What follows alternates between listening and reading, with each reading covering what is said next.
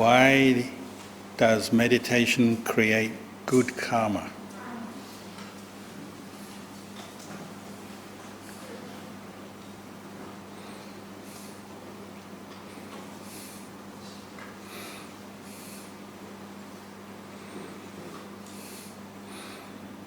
Well, karma means intentional action.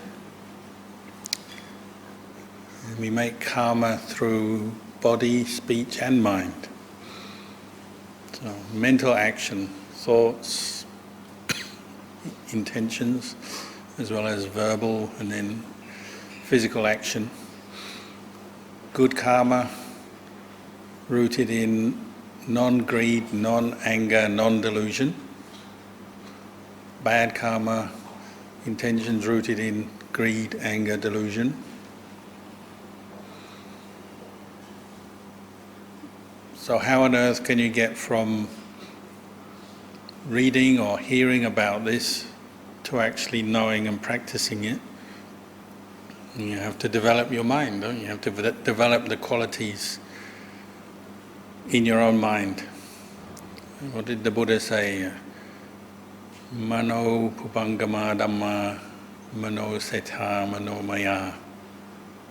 One of those very famous verses. The mind is the forerunner of everything we do. The mind is the chief. Everything is completed from the mind. Karma is central, the idea, the principle of karma is central to Buddhism, the Buddhist teachings. And you could say our daily practice is cultivating, making good karma, abandoning the making of bad karma, and then purifying the mind. So the best kind of karma of all is the karma that takes you beyond karma, which is the deathless nibbana. They say one who's reached nibbana is no longer making karma. They've received the fruits of their good karma through the practice, but they no longer have an attachment to the self in body or mind. So all the actions of the arahant are non-karma making. Excuse me.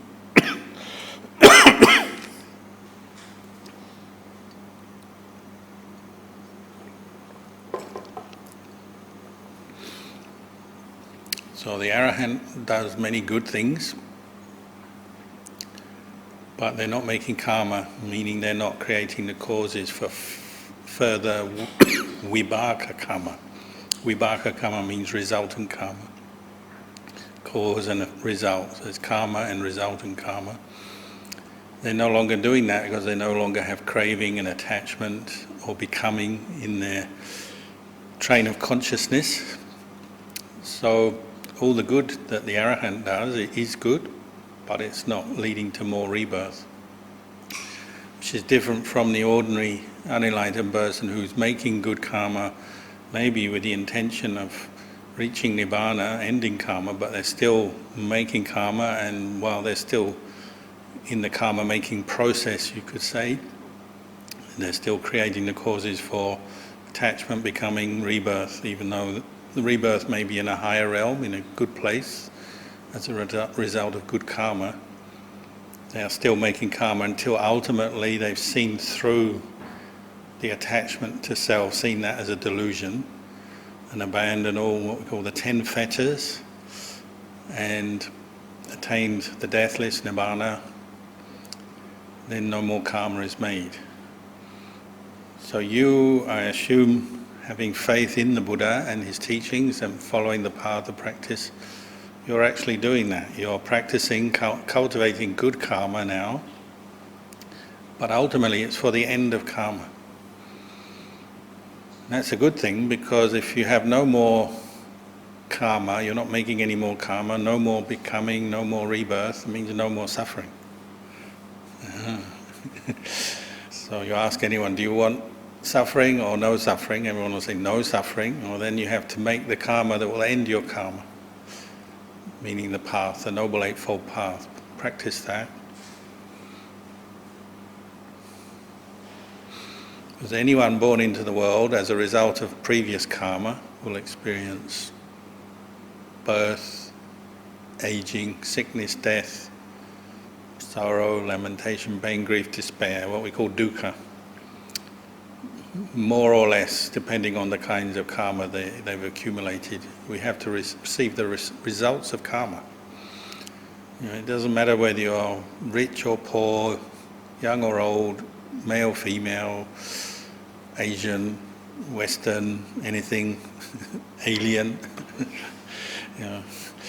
If we invent the rocket that will take us to Mars, you meet aliens, you say, sorry, you're still subject to birth, aging, sickness and death, still coming under the Four Noble Truths, but we have a way out. Maybe the aliens will listen to you. It's just the way it is. It comes with being born. We have suffering and we make karma as long as we are attaching to this body and mind as self, we'll make karma. But the Arahant has reached the point where they've seen through that delusion. They're still alive. While they're alive, they're still there. They have a body, have a mind, but they no longer make karma. So no more mental suffering, even though they're still receiving the fruits of old karma, so they may get ill or injured, or people may cause them trouble or dislike them. Just have to put up with that. But they're not creating any more karma or suffering out of that. And then they die, and that's it. They don't have to come back. So bhavana, cultivation of calm, insight, right effort, right sati, right mindfulness, right samadhi, states of samadhi, states of insight, and insight that purifies the mind from greed, anger and delusion. This is the best kind of karma, because it's reducing your rebirth, your attachment, reducing the chances for more suffering. So it's the best karma you can do. So you're all doing the best that human beings can do right now. There's nothing better that you could be doing. So no need to end the retreat, we'll just keep going indefinitely.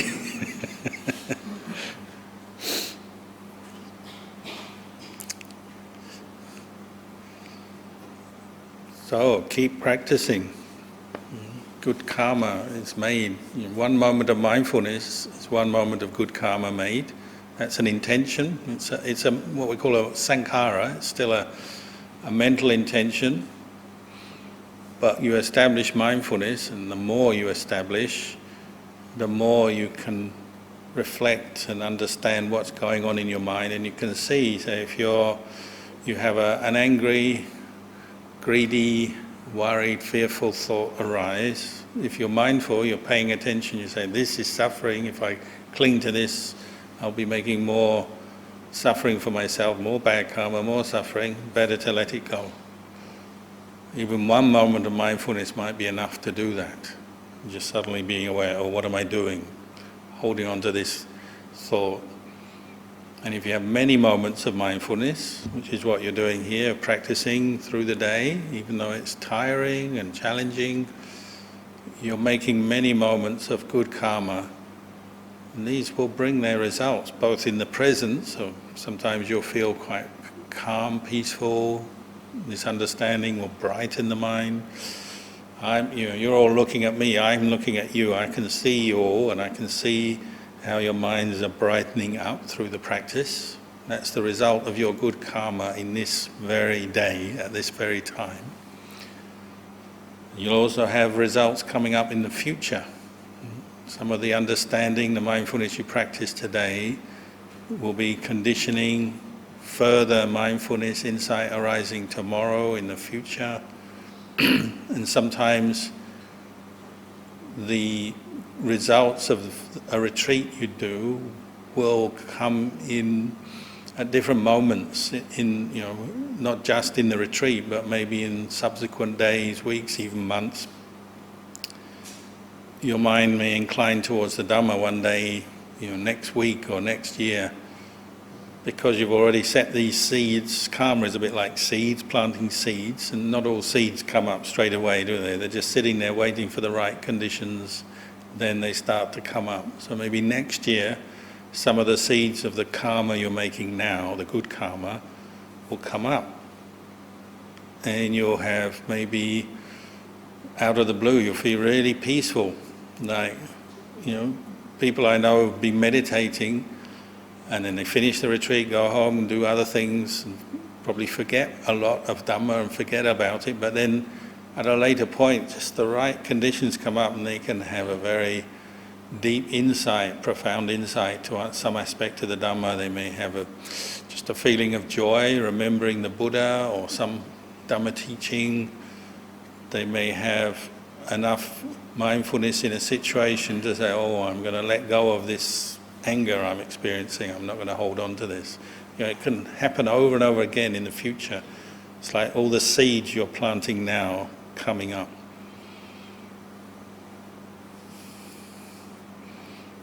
So the meditation, the bhavana we do now is not independent or separate from anything else. Keeping precepts is part of meditation, because to keep precepts you have to be aware of your intention.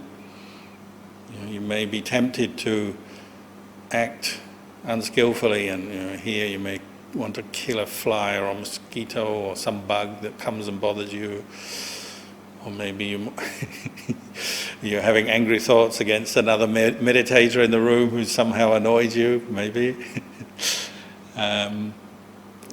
But you're keeping precepts, so you're not going to act on that, speak on that. You just may have the intention arise where you say, oh, that would lead me to break my precepts if I was to insult someone or be rude to someone or tell a lie or kill an animal. So you don't. Your precepts are directly training your mind, and they directly support the meditation. They're no different. They're not one thing and not another. They're the same mind. The same mind is developing through the keeping of precepts, as well as the meditation, as well as listening to Dhamma. You're educating your understanding, your wisdom faculty. Practicing dana, the same. To practice dana, you have to do things, don't you? Maybe to offer food or volunteer to help some group or some event. Practice of dana we can do in many ways, but that relies on good intention, following through. All kinds of good qualities come up from the practice of dana, and then when it's done in conjunction with sila and meditation, it's a very complete training. And we all know we don't always have time to do a meditation retreat, but we have time to offer dana, maybe a quick, short, brief kind of dana. Precepts we can keep every day. Bhavana, we can do some bhavana every day, and the qualities you're cultivating in meditation, the mindfulness, the reflective power of the mind, you can develop that at any time. At work, at home, not just on a retreat. So all of these different types of good karma link together, support each other. And maybe as you do more retreats, more practice, your doubts about how to practice and why we practice, they fade away. Then it becomes normal for you to want to practice and do it as part of your daily routine and just the way you live your life. Then you'll really understand why meditation is good karma.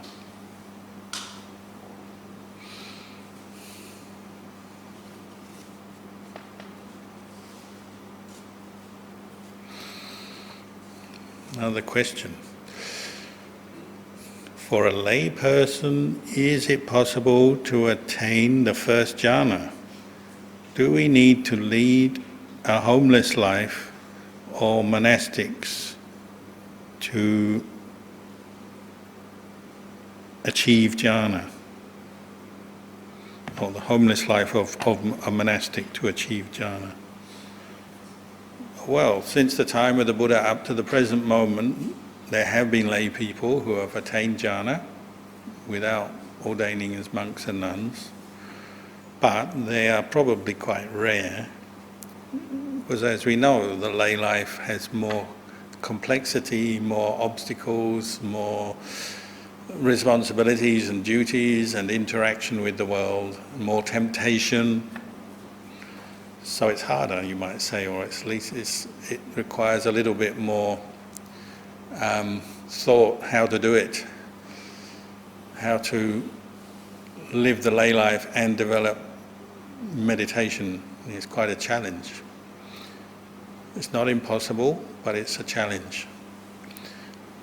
But having said that, most people who develop deep states of samadhi, jhana and insight and attain what we call magga phala, the noble path and the fruit, tend to be in monasteries or spending at least a lot of their time in monasteries, those kind of settings, because they're much more conducive to the practice. You're living more like a monk or a nun, even if you're a layperson, but spending time on retreat in monasteries and those kind of places is just much more conducive to the practice of meditation, particularly developing deep states of jhana. They're not easy to develop, and they're not. They can be quite fragile and easily obstructed. So you need to be living in a place to support your meditation, or a monastery, or perhaps a retreat center maybe, or a hermitage, or it could be still in the lay life but living more like a monastic. So you see people who develop more samadhi, maybe they have a kuti in their family garden or the family area, or they have some land or something, and they build a kuti so they can live more like a monastic. So they may be a lay person still, may still have their hair, they wear lay clothes, but they're living more like a monastic, because that will support the practice of meditation. Because as we know, if you have to go out to work every day or most days, it's tiring, it's challenging, and everyone says it. You come home from work when you're tired, so you have a choice. Am I going to sit and entertain jhana, or am I going to sit and watch the TV? And so often, the way of sensuality, music, TV, eating, whatever it is, will win. If you want to attain jhana, you have to kind of keep at it. It's not a small thing, an easily achievable thing. So generally people will move into the monastic life as an anagarika or a novice or a monk or a nun. That would be the ideal, generally speaking. But it can be done. So I mentioned Mechi Gel earlier today, the Thai nun who walked meditation holding an umbrella because she was so determined to keep up her practice, and she didn't have a roof over her walking path.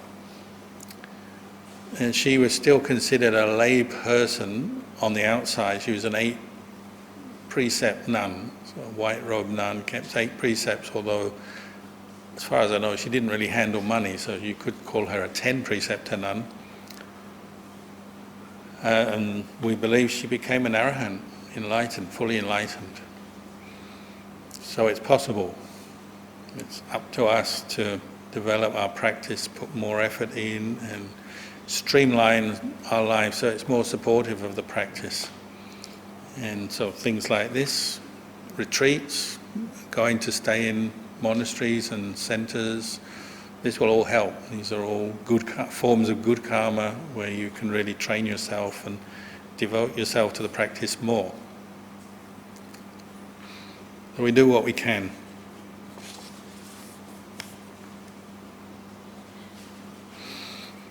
Incidentally, from what I can see, the people who attain jhana as lay people, who are quite rare, but they are around, generally nobody knows who they are, except for teachers perhaps who have their own experience of meditation.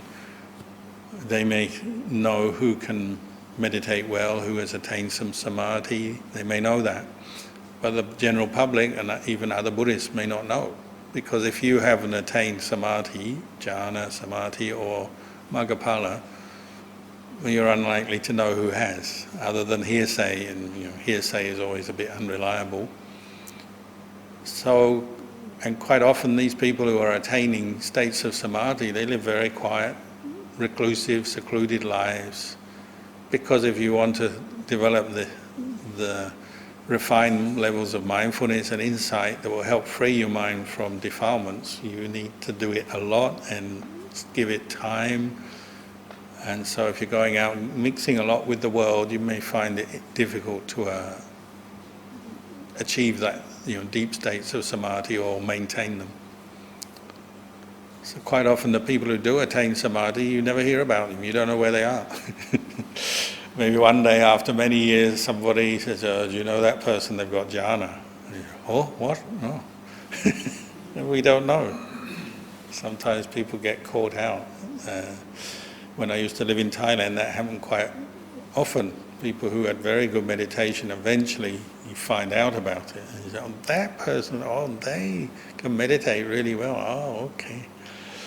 But it's not that they're going around advertising themselves. It takes someone else maybe to recognize and then inform the rest of the community or other people. And quite often the one who says, oh, I have attained jhana, maybe they haven't. Maybe they're looking more just for the acclaim, the popularity and the name, but perhaps they haven't actually done it. So it tends to work like that.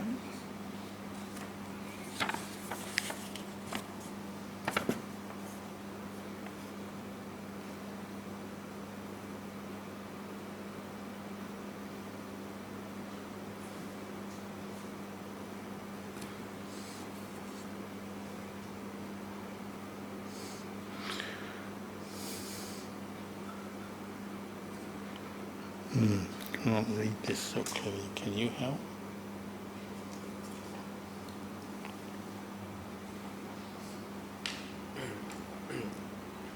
Being still, sitting still, watching, staying as witness to the sensation in the body is meditation? It's the first one. Sitting still, Sitting still, watching, staying as the witness to sensations in the body, is that meditation.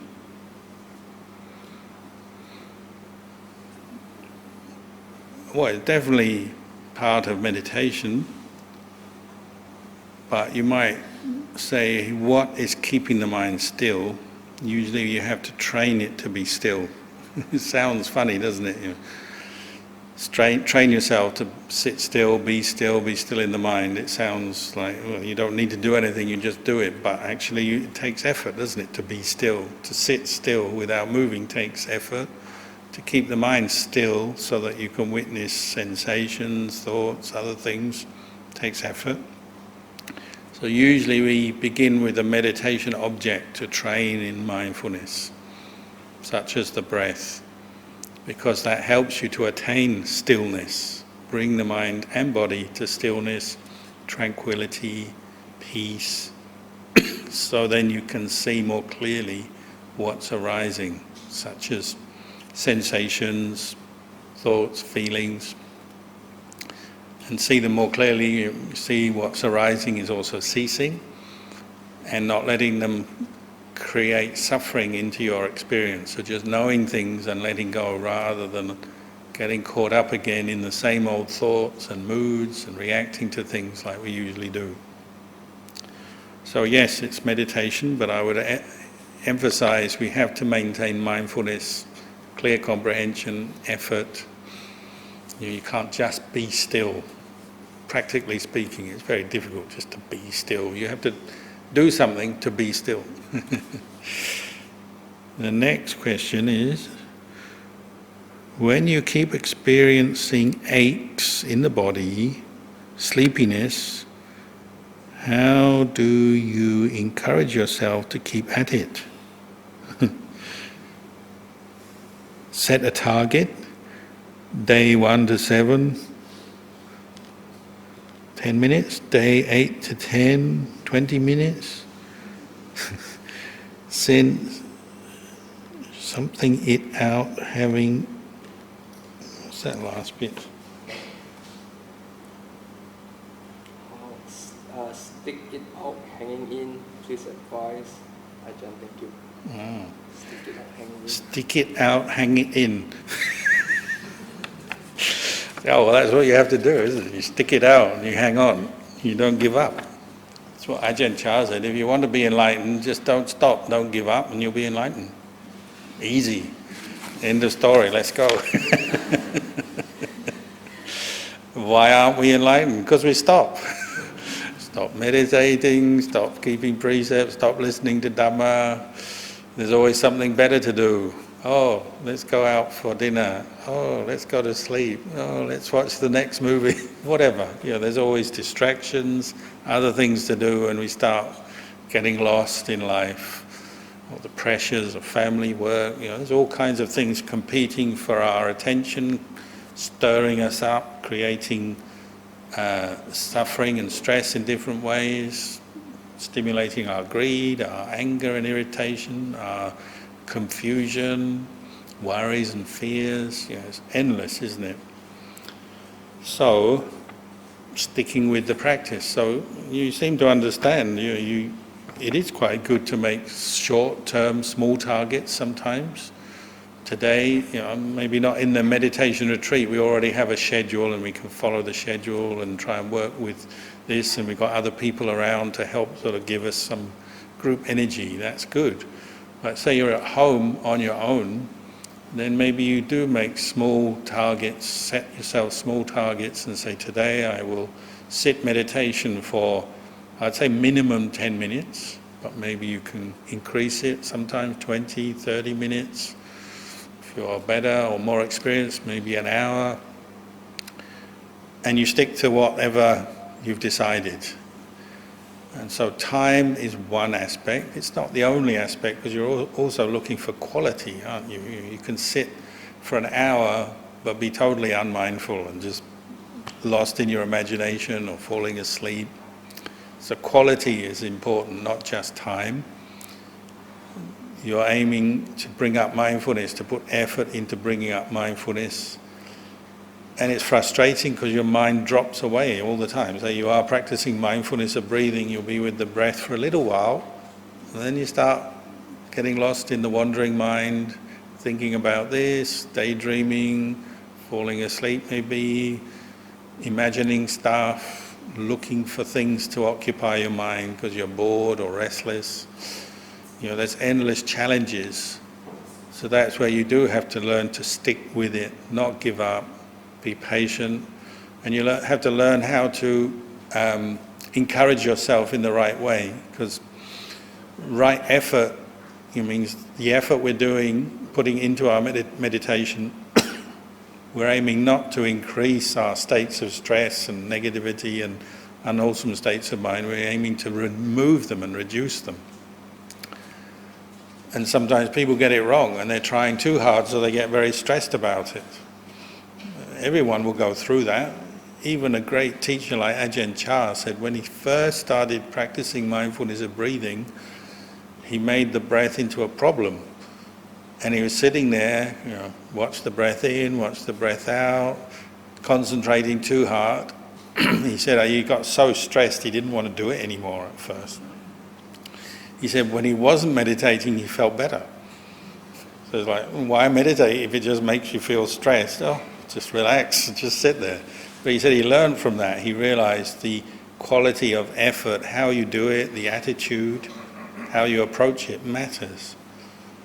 And you have to find right effort, so you're encouraging yourself, being more positive when that's needed. Sometimes being firm with yourself when you're being lazy or distracted, but not too firm that you're making yourself feel miserable. So we've talked already about pain. If you push too hard with pain, you're just sitting there, pain. After a while you just can't do it anymore, and then you associate meditation with pain and misery and you won't want to do it anymore. your friend asks you, oh, what do you do when you meditate? Oh, I sit there and it's just pain, miserable. Your friend will run away. They won't want to come on a retreat if they hear that. But nobody does it to you. You do it to yourself. Sometimes we have faith, but we're not guiding our faith with wisdom, so we end up trying too hard. Sometimes we squash the mind into a corner.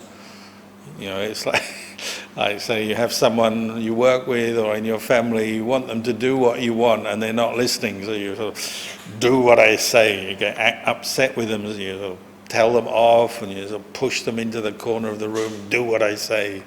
We do that to our mind, and what happens? You get a reaction, you get a headache, or you feel very uncomfortable with yourself. Sometimes it's physical reactions of headache or tension in the body because you're trying too hard. Sometimes it's mentally, you just can't settle down because you're trying to squash your mind. And Buddhists do this all the time. They say, oh, Ajahn, I'm practicing to have no thoughts in my mind. You go, uh-oh.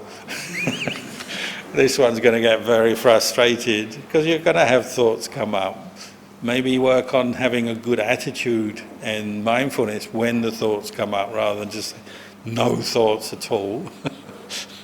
It may be, you're asking too much or asking the impossible sometimes. So your attitude is important, right effort, so you're increasing skillful states of mind, skillful qualities, and reducing the unskillful qualities. And that's something you have to look at and observe and adjust. So part of meditation is adjusting to the different conditions, both external conditions and then internally, what's coming up. If you're getting very angry, you're going to have to adjust and maybe cultivate compassion and metta.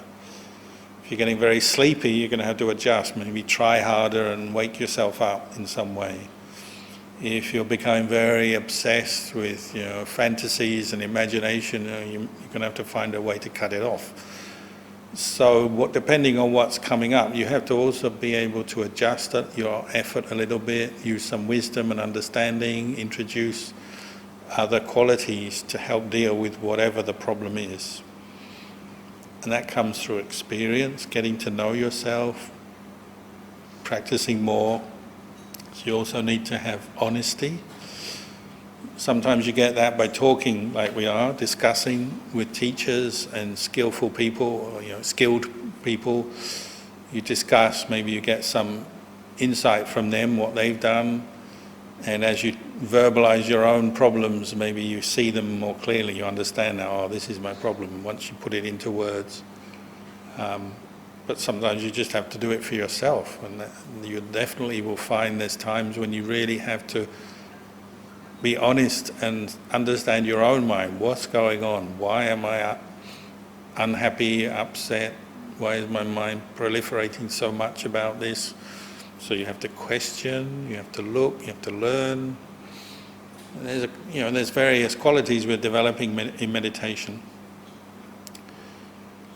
But having said all that, like you say, sticking with it, that's a huge part of it, sticking with it, because then you learn.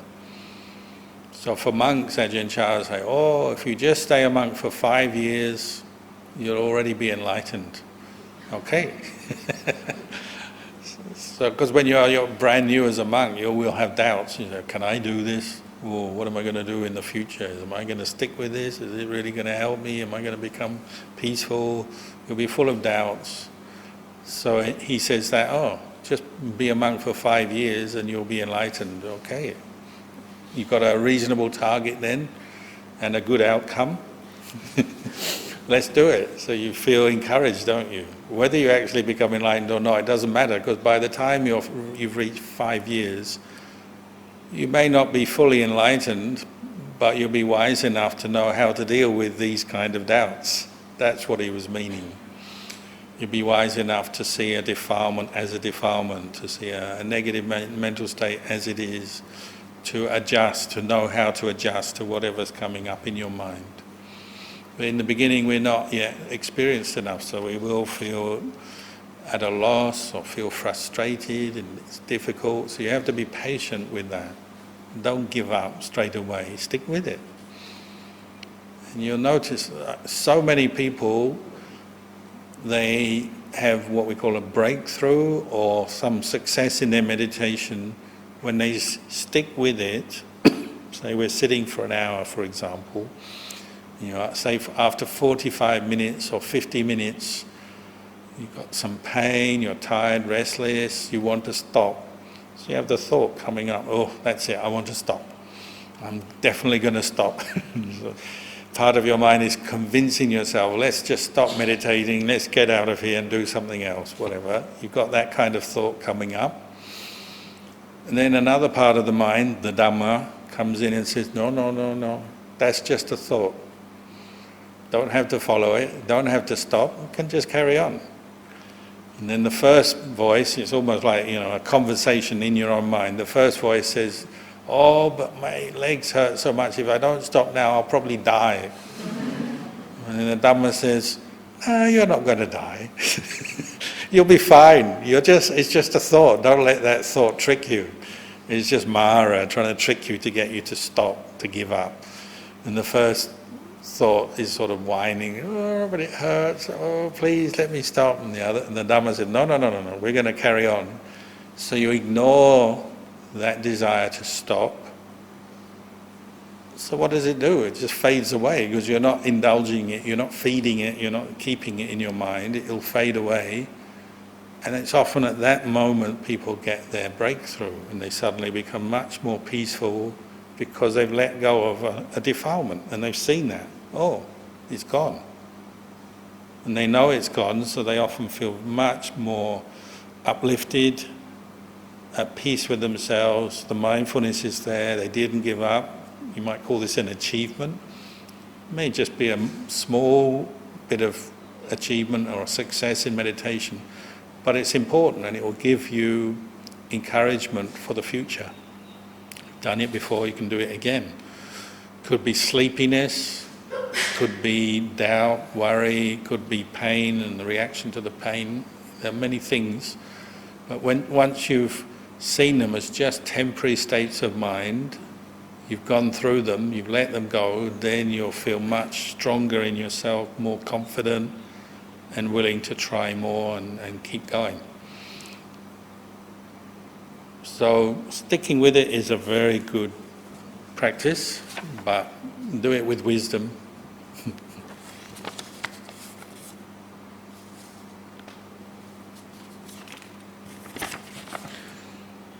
Dear Ajahn, thank you for your kindness on the third noble truth of the cessation of stress. Is it significant that the Buddha used several descriptions here? If so, can Ajahn please explain or elaborate on, for example, the difference and similarities between remainderless fading and stopping, renunciation, relinquishment, release and letting go? Thank you very much.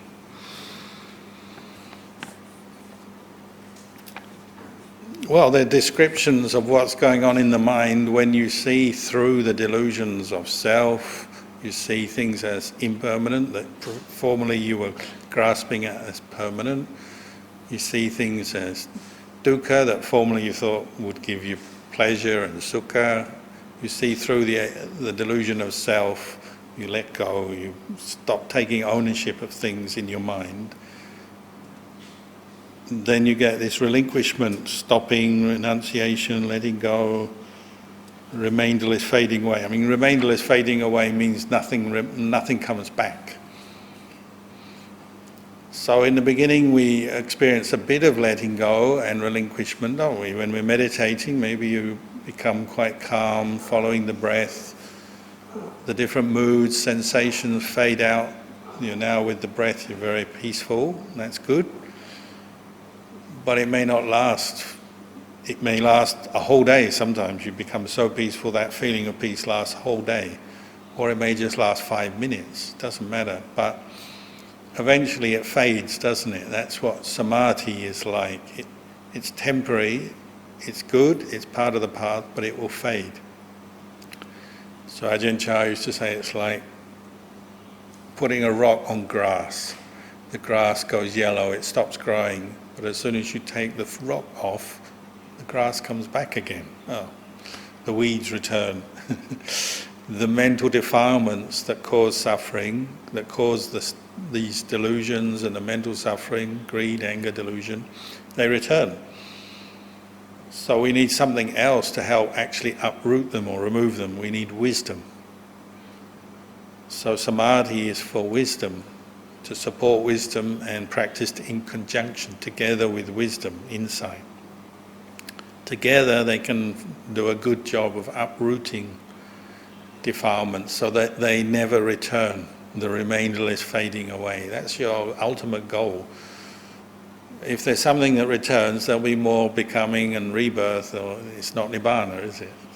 The whole point is that the Buddha was practicing to the very highest level of peace and purity. Is the remainder is fading away and cessation of defilements. So he used similes like a palm tree cut off. You have a palm tree out there and you cut it in half, it won't regrow, it can't, because it needs the top part with the leaves and the shoots to grow. The stump, you cut it off, that's it, it won't regrow. So he said it's like that, that's what you're aiming for.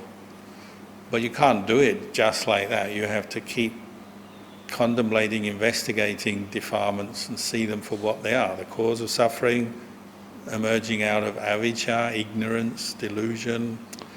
So you have to keep working at it until eventually the mind doesn't take them up anymore. It doesn't identify with that which causes suffering. You don't want to get angry again. You're tired of getting angry, so you don't follow angry thoughts anymore. Let them go, relinquish them.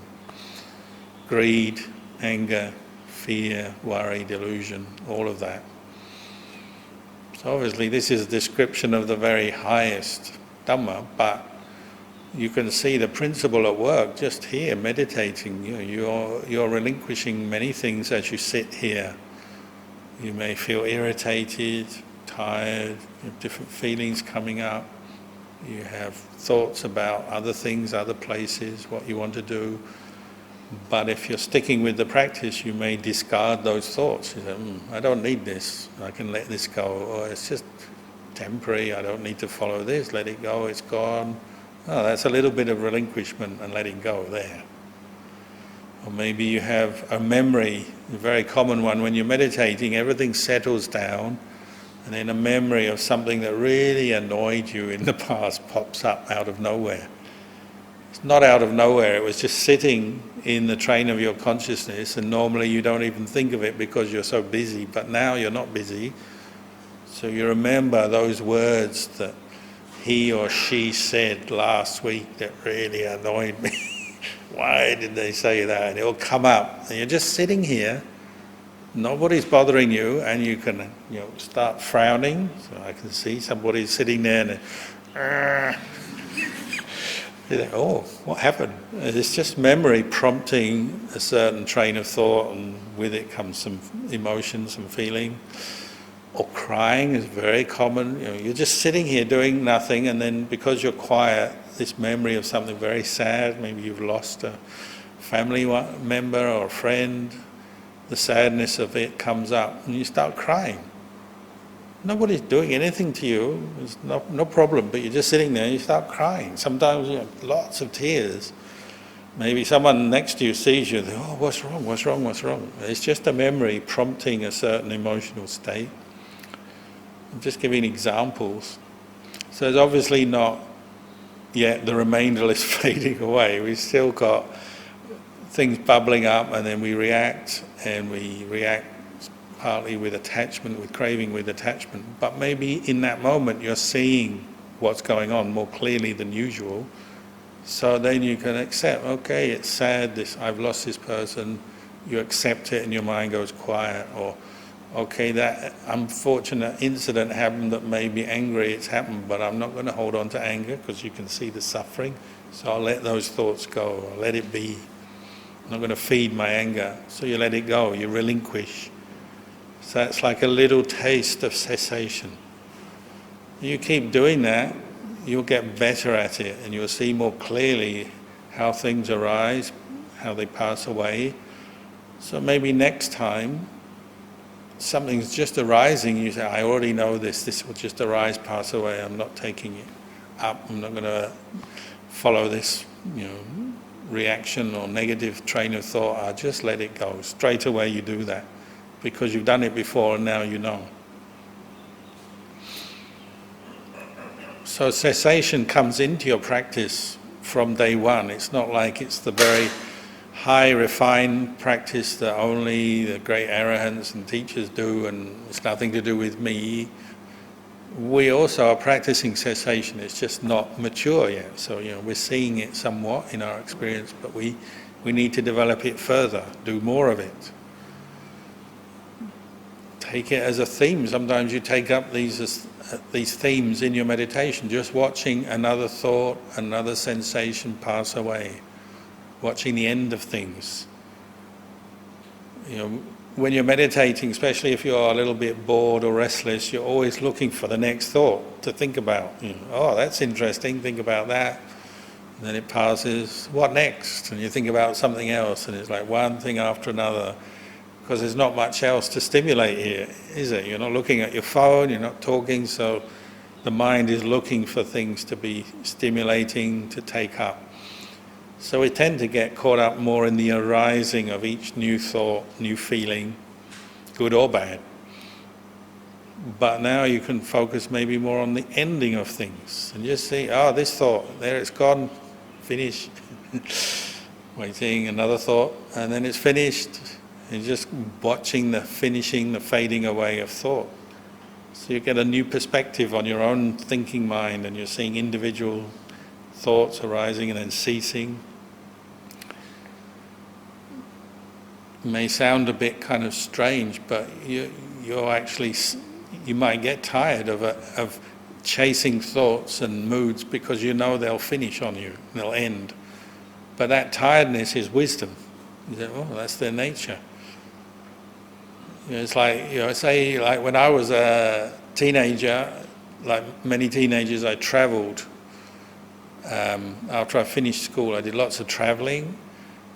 And at first it's exciting, new country, new place, new this, new that, you go here, go there. And then after a while it's not exciting, it's boring, because it's like another airport, another port, another city, another mountain, another tree, another this, another that, another bit of food, another bit of culture. After a while you start sort of getting used to it, and then it's like, when's this going to end? When am I going to go home? For me, that was one instance of becoming aware of cessation. You get caught into always looking for something new. It's interesting, it's stimulating, but then it passes, and then after a while it's not stimulating. You get bored. And that's what we call the sensual world we live in. Sights, sounds, taste, smell, touch, and all the imagination based around that. If you keep watching it, it becomes, you become jaded, it becomes less exciting, less stimulating than before, when you're mindful. The reason it catches us out is when we're not mindful, we keep going for the next thing. And that's like setting up the causes for the next birth, the next life.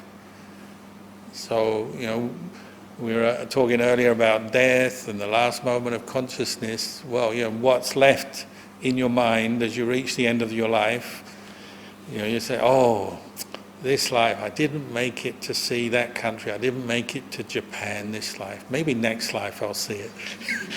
If that's your thing, or there's some food you missed out on, I never tried that, maybe next life. So there's something left, isn't it? It's not remainderless fading away, it's with remainder.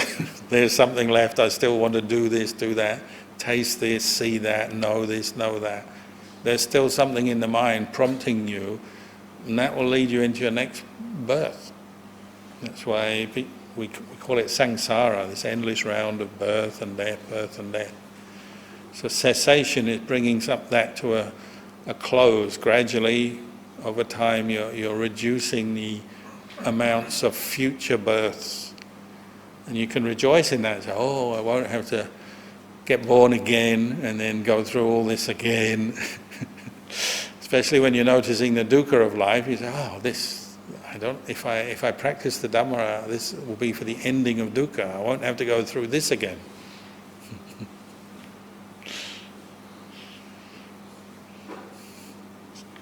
So we've come to the end of the session. There's still questions. I guess we can leave them for later, can't we? So we'll take a break now. It's personal time, isn't it? Now, so can do either meditation, have some refreshments, stretch your legs, and the next session is at 7? 7 o'clock. 7 o'clock is the next session. So we'll just end this session here. Andamayan Dhammakataya Sadhu Karanta Namaste. Sadhu, sadhu, sadhu.